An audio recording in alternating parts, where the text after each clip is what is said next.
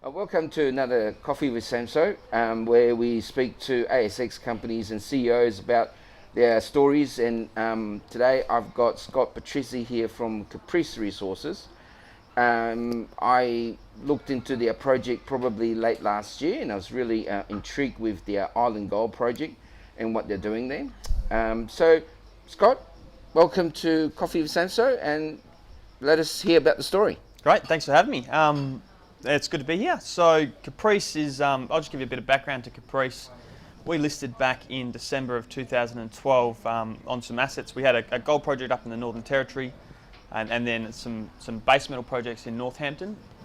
For about 2 years we plugged away and we drill tested a couple of those. They were very prospective. Unfortunately the stuff the projects in the Northern Territory just didn't quite stack up. And due to that, we sort of engaged on given that we really like gold, we engaged on basically a worldwide search to find another gold project for the company, whilst continually working away at Northampton. And as part of that process, we looked at about 30 odd projects. We even made it to PDAC and we got back just in time before coronavirus kicked off. But yeah, like I said, we looked at about 30 projects, and then what ended up happening is Adam Miethke, who joined the board as part of the acquisition. He came to me, he's at Discovery Capital now, but he came to me with the Island Gold project. So he had an established relationship with the vendor, Mick Caruso. I had a look at the presentation. Adam and I delved into it in terms of some DD, and we really liked it. And so we proceeded to, we put an offer forward to Mick. He accepted it, and we're now well on our way in terms of exploring that project. But that's a bit of background. So we acquired it in October last year. And for the last quarter, we've just been working away in terms of a small exploration program. We drilled about 5,000 metres there since October last year, and we're about to get underway for a new program for 2021, another 5,000 metres, which are due to commence on Thursday. I mean, the Island Gold project is intriguing to me because it's when you look at it on the historicals, high grade, not skinny intercepts, not massively, but these kind of things can work very well, and they're well structured, and you've got historical workings, historical productions in that area. The Murchison is well known for this kind of stuff.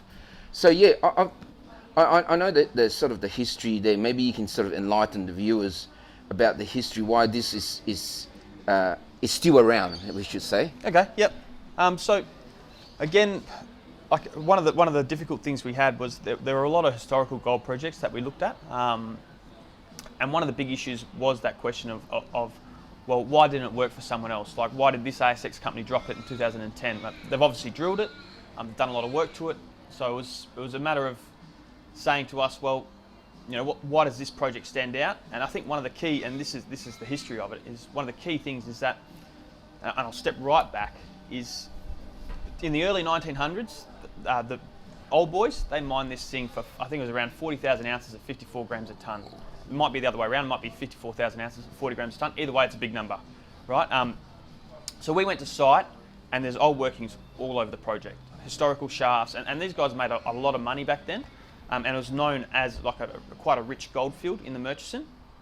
And then so what really attracted it to us though was from around 1994 to 2010, it's very clear that this project has had no modern exploration done on it whatsoever. The only, I think from our count, there was about 10 holes had been drilled to sub 100 metres. And there's a very legitimate reason for why it hasn't been explored. Is that, so the project itself is made up of 3 tenements, 2 mining licenses, the New Orient mining licence to the north, the Island Gold project to the south, so it's physically an island in a salt lake, and then the exploration licence that wraps around to the east, which is the salt lake. And so Mick Caruso, who's the vendor of the entire project, he's owned the New Orient mining licence since around 1994, so he's always had that project. The project to the south, which is the larger one, the Island Gold project, the mining licence there, that was historically like an amalgamation of prospecting licences. And so what happened from 1994 to pretty much 2010, I believe, and Mick, hopefully I don't get this wrong, mate, but 2010 is in that late 90s period, they amalgamated the mining licenses, the prospecting licenses into one mining license. And unfortunately, when they did that, a number of plaints popped up, so they couldn't do any work on it. Once they resolved the plaints and the mining license was granted, they ran into the issue of native title. So the new mining license extinguished the exemption from native title, and so from pretty much 98 to 2000 and I believe 8, they were unable to get an agreement on native title. Subsequent to 2008, Mick actually offered, so Mick didn't own it at that point, Mick offered the previous owner, being Cougar Metals, who had it, he offered them a sum of money. He acquired the project, and within 6 months he'd signed off the native title. So Mick's done an exceptional job of putting together a really good land package. And like you said, those hits, like I think some of the best ones, just off the top of my head, are 10 metres at 15. So it's certainly not skinny, and it's carrying a lot of grade. But that's the real reason we're attracted to it. It's very clear that since like the early 90s, no one's touched this thing. They've barely scratched the surface. Since we've owned it, we've put a number of holes in sort of below that 100-metre vertical depth, and we're still hitting those exceptional results. So, and again, with Mick, he tried to IPO the company in 2012. It was a pretty terrible market in 2012, and it didn't quite go ahead. But what he was able to do was raise some seed money, and with that seed, he put that 10 metres at 15. He put those holes in and came back with those results, which is a really exceptional result from a private operator. Yeah, I mean, I've seen those intercepts. I mean, it's.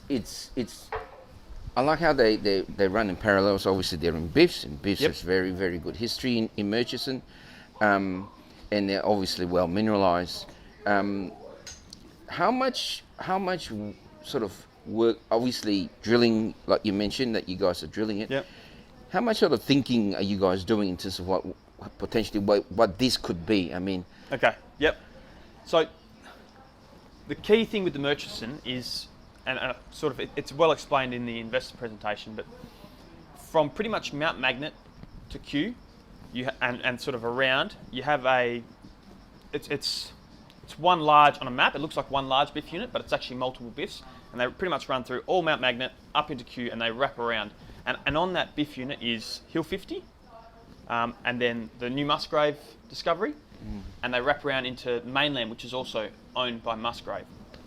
Now, Hill 50, in terms of what we're targeting, Hill 50 is probably the closest analogue. So on these north-south BIFs, you get cross-cutting structures that run east-west. At Hill 50, they're called Bugatti breaks. It's a very sort of famous name for the cross-cutting structure. The Bugatti breaks, we can't call it that because we're not in Mount Magnet, but it's the same style of mineralisation. They jog through the BIF, they create a void, the gold drops out, and you get these high-grade shoots. That's all we're chasing. It's no different to what they're looking at Musgrave. It's no different to what they're looking at Hill 50. We know that the structures we're encountering at New Orient, our main project, and Baxter's, our two main prospects, are the exact same thing. Right, it's the same type of deposit, and that's what we're targeting. So it's not like we're reinventing the wheel or chasing something that's super complicated. But I think the key is that particularly in the Murchison, these BIFs and these cross-cutting structures, people know that that's where you find the gold, and that's what we're targeting. So I think a lot of people also forget that we're in a period of time where funding is easy. Yeah. Not to say it's easy, but and all this area really required was money to go drilling and work on it, because where you've just described, there's Takabiana to your north, and they were a big producer in the days. Yep. And like you said, Musgraves went and tested that series, and that's like a discovery. But that kind of system coming right down. It's well known, right? It's not like it's a blind discovery. Yeah. That the area, it's like Kalgoorlie, but Kalgoorlie's had all the history. 30 years ago. Yeah. Correct. Yeah. So this is the kind of stuff that a lot of people forget, that now that the money is getting into the ground, the discovery is going to be made, and when you got this kind of smoke, like you said, they're not skinny, but they're high grade. And Yeah. when they're high grade, you can do a lot of wonders with There's this. plenty of options for us. We've, you've got, as you said, Tuckabianna to the northeast, and then you've got Checkers to the Ramelius to the south, and then further south. I mean, in terms of, if we talk about the whole area, you've also got Yalgoo popping up as well. So that's really kicked off. So you got Yalgoo down there with who was it? Firefly, Saracen, not Saracen, Silver Lake are down there as well. Yep. Ramelius immediate to the south, Checkers with West Gold, and even some other smaller guys. Right, well, obviously we've got Musgrave with us, but the Odyssey guys up to the north as well. So it's really seen a resurgence in activity, particularly corporate activity. And I think what we're seeing is, you say funding's easy, and it's it's good because it's put a lot of people in terms of West Perth and these junior mining companies in a really good position to go out and rather than stick to the brownfields is try some of that more greenfields work, which is where a lot of Musgrave's success is coming from. They're able to get out and do RC and air core, just step out a bit to the south and test some untested ground, and it's showing results. So that's what we're looking to do. So our current focus at the moment is around where we know there's gold. But at some point, and it won't be too far away, we'll look at a more regional exploration play across the project to define more targets. But for the moment, we're concentrated on where we know there's really good high-grade gold. Yeah. I mean, your background's from equities and things like that, so you would have a good feel of what the market is like. I mean, we've had a bumper season last year. How do you foresee this going forward from that point of view? I think gold's got a really good future. Obviously, otherwise we wouldn't be there. Just particularly given the the uncertainty around global economics, the pandemic. There's a whole raft of things. Inflation. It's just I don't think anyone has a crystal ball that can see what's going to happen. But I just cannot see gold going away anytime soon. I can't see a global recovery that's going to shoot the lights out. I mean, what we've seen in equity markets has been, for my eyes, pretty strange. It's all been retail-led, where it's rather than a fundamental reason as to why the market's going up. I mean, you can see it over in the US, where you get a Reddit thread and they're pushing stocks to unbelievable highs, and the stocks are fundamentally flawed. So I think that uncertainty will keep gold where it is, because it's a stable, solid, known commodity / currency. So I think there's always going to be a future for gold there. I just can't see it going backwards. In terms of the junior exploration market, I mean, you just couldn't be more well placed at the moment. Everyone's cashed up, everyone's out there drilling. I mean, probably the only issue is drill rigs. We don't have that problem, but we've got a really good driller, and he's been with us since day dot. But I think everyone's in a really good position to go out and just reinvigorate exploration in WA. Yeah, I think it's. I saw it coming. I didn't see it coming, but when I saw it last year, it was really, really good coming from an exploration duo. We're the ones that suffered the most. But last year, it was a real fresh air coming through. And you touched on the drilling and things like that. I think everyone's learned from the past that these things don't last a long time, but you can't help but look at now the fundamentals of things, like all the stimulus that's going around. That this, like you said, I know it's not crystal ball, but you sort of sit back and think, surely with all the stimulus and everything else, this might last longer than we think. Correct. So in terms of progress and where you guys are going. Obviously, drilling is first on the list to do. Yep, Thursday. Rigs on ground on Thursday. The vendor Mick, he's up there preparing pads as we speak. Luckily, we missed the rain, the heavy rain. So ground conditions are great. We're able to get the rig up there on Thursday. Well, potentially collaring Wednesday afternoon, but Okay. Thursday we'll be on the ground drilling 5,000 metres. Yep. So we're putting 1,900 into New Orient and another 2,500 into Baxter's and a couple of regional ones at Vadrian's Hill and Ironclad. But again, they're all extensional drilling. So hopefully, we get some really good hits out of that, replicating some of those historical ones you can see in the presentation. Are you convinced that New Orient and the rest of your prospects to the southwest Yeah, are yeah. all in line, the same BIF structure? No, you can see it. They're clearly mapped.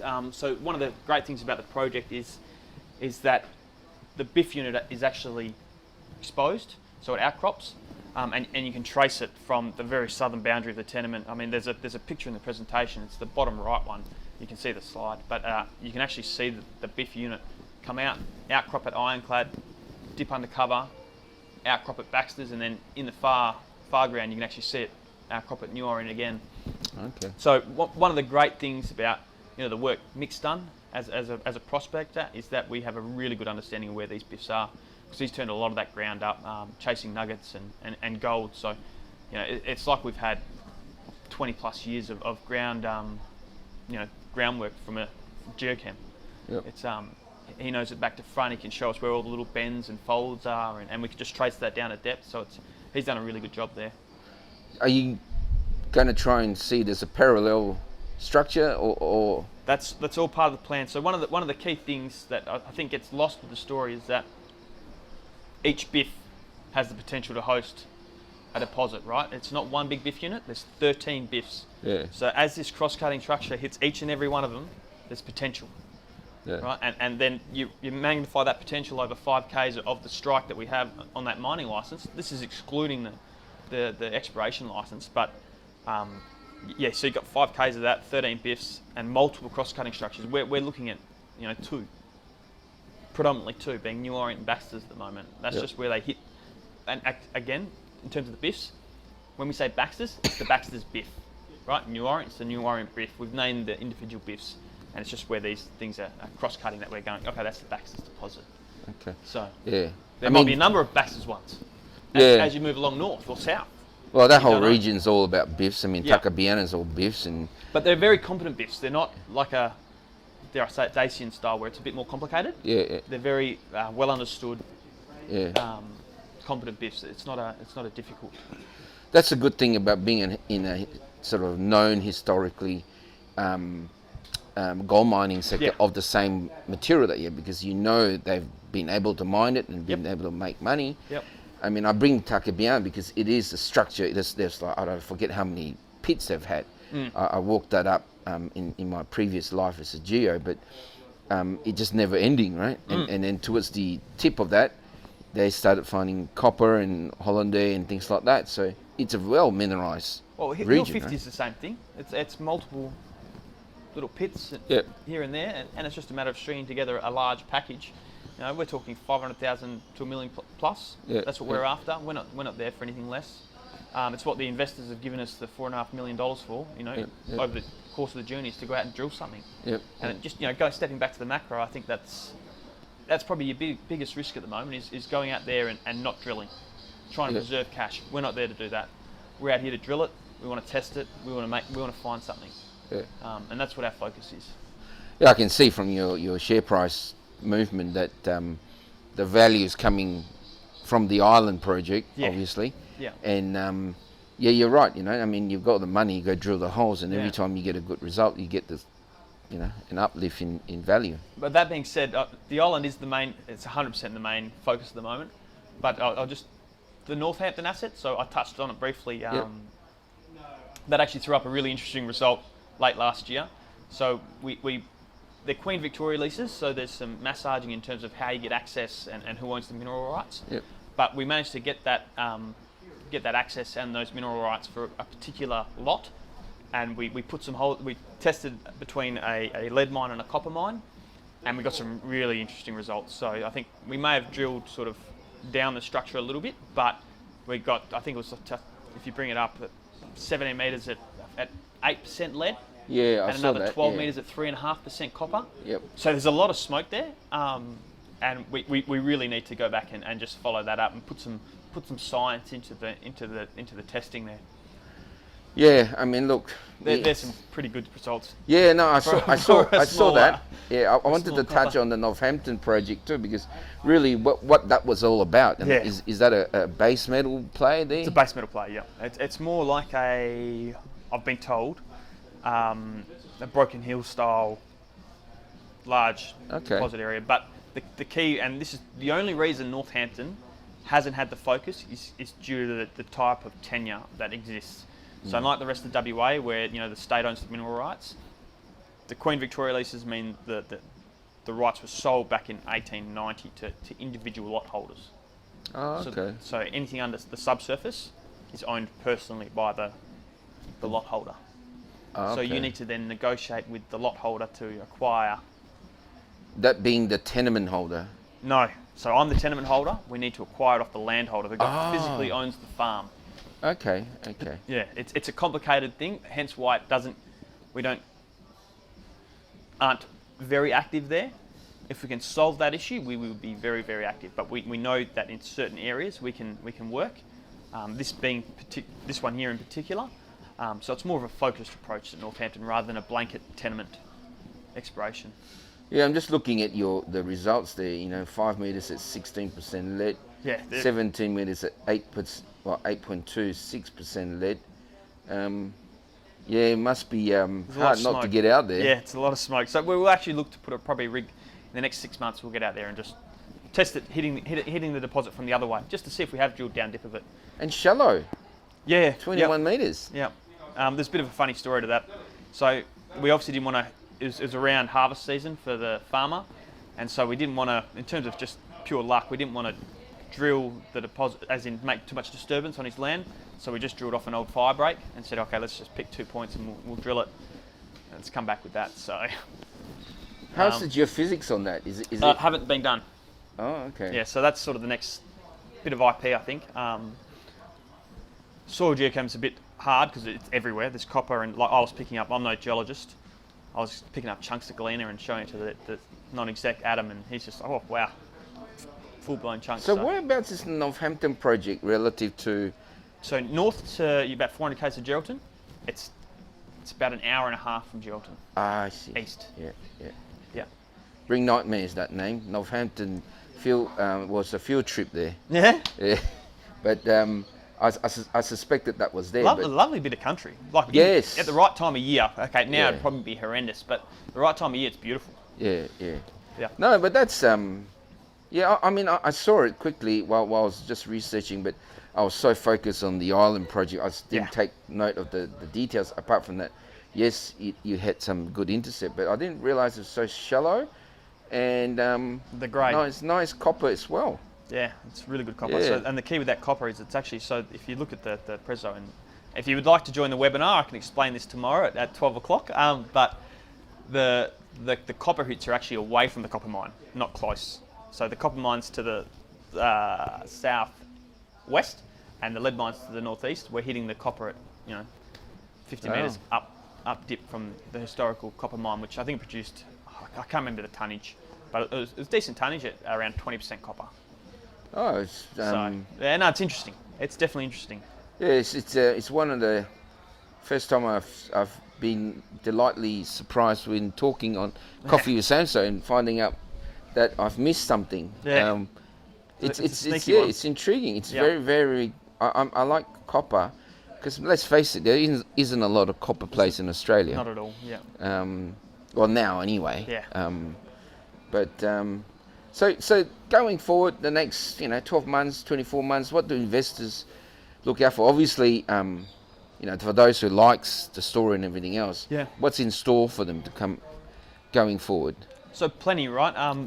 We've just commenced, like as of last week, COVID being considered, but we commenced our first pretty much investor roadshow. So that was all last week. Went and saw about 30 different groups. We didn't market pre-Christmas because we thought acquisition completed in October. We wanted to do a little bit of work, figure out talk with some confidence as to what we were dealing with, and then we obviously led into Christmas. So we thought we'd just park the promotion. So there's been very little promotion. We're obviously hitting 2021 with a lot more. We'll be on the road a lot, just talking to people, lots of interviews. So you got that to look forward to. And then in terms of work, it's going to be flat out. So we've got the 5,000 metre program I touched on, which is due to commence on Thursday. That'll take roughly circa 4 weeks potentially. Then another 4 weeks for turnaround for results. Historically speaking, whether or not the lab has any issues, I don't know. But and then from there, we're straight into another program, looking at another 8,000 metres across those 4 projects. together with, in terms of, this is more late May, June, get a diamond rig out there and let's have a look at some of the geology in a bit of core. And then also that salt lake I talked about, so you've got the 2 mining licenses. We're going to have a look at that salt lake. So we did some gravity on that salt lake, and it came up with some quite interesting targets. Like it was probably a bit of a surprise, particularly as you see from New Orient, the structure. You can actually see the structure coming back through the salt lake and some nice little things happening there. So we'll go out with one of those amphibious, the dual-purpose rigs on the salt lake, and just do a 1,000-metre program just to start generating some targets out there. So we'll start working that up, and that'll take us through to June. And then from June, it's obviously another story. We get back, we model it all up, and we see where we go from there. But the aim is to target hopefully a 250,000 plus resource, 500,000 ounces at high grade. That's the aim for the company. We're not here to sort of settle for anything less. We've got $4.5 million in the bank as at 31 December. That's still pretty much true for current date. The next few programs might cost 1.5 sort of in total, but we're fully funded to see through all of 2021, all of our drilling needs for 2021. So there's no risk of a raise there, but so it's all looking good. We're really well placed. I think the future looks exciting for the company. Yeah, I like salt lakes now more so because I feel that's like the last frontier. I wouldn't say last frontier, but a frontier that we as the industry haven't really chased, because it used to be it used to cost too much and too difficult, and whereas you got those easy pickings and you've got a very small budget. So whereas now the budget's much bigger, and people who have gone out and test on the peripherals or on the lakes, they're getting great success. And so like you can see that Musgrave farmed out that ground to Evolution. They're testing sort of to the north of us on Lake Austin. So we'll just take the southern part of Lake Austin and we'll test that. There's more rigs out there now that can do that sort of that work, which is excellent. I think there was only 2 rigs at one point. I think there's at least 4 or 5 now. So that bodes well, and hopefully I think one of the key things with this company, and I guess it's hard to portray it in terms of without looking at the screen, but the company's very tightly held. So we have a number of brokers that account for quite a bit of the stock, 35% of the stock with one particular broker, another 25% with another. The vendor owns 19%. So the free float in terms of the the shares that we don't know about is and they're all of those brokers I speak to regularly. They're all on board. They love the story. So in terms of that unknown, it's only around 20% of the stock. So I think if this thing gets some hits, it's potentially going to re-rate really quickly. Yeah, no, I think I like the story. I think those the smart money will realise that there are projects that have a lot of legs, potential legs. That's it. Potential legs. We've got to drill it. Yeah, and I like the story. I like it even more now, but I think it's good that you guys are very tightly held. I guess that's a good thing. Look, Scott, thank you for sharing, and it's a fantastic story. As I said, I'm delightfully surprised at Northampton. I didn't realise the prospectivity. It's very prospective. Yeah. So, but look, Scott, thank you, and look, I hope we can follow the journey and get an update maybe down the road, and we'll see how we go. Post this set of results we got coming out. Okay. Once that's done, we'll come back in and give you an update. Okay, fantastic. He's hoping they're good. Yeah. All right. Thank you, Scott.